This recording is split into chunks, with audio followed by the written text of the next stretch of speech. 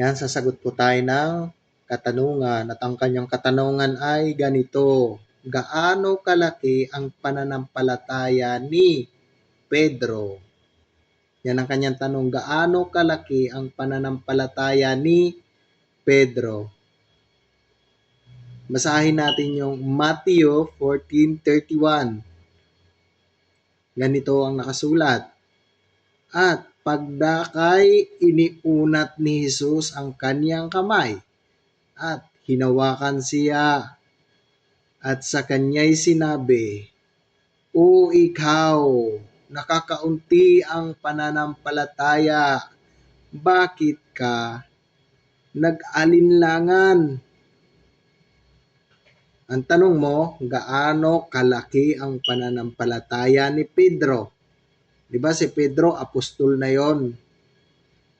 Pero ang sabi ng Panginoong Hesus, si Pedro, ang kaniyang pananampalataya, kakaunti lang.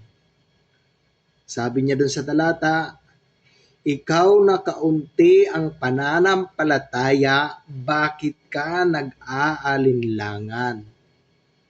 Kahit apostol, nakakaunti ang pananampalataya, paano pa kaya tayo na hindi mga apostol? Hanggang dito na lang.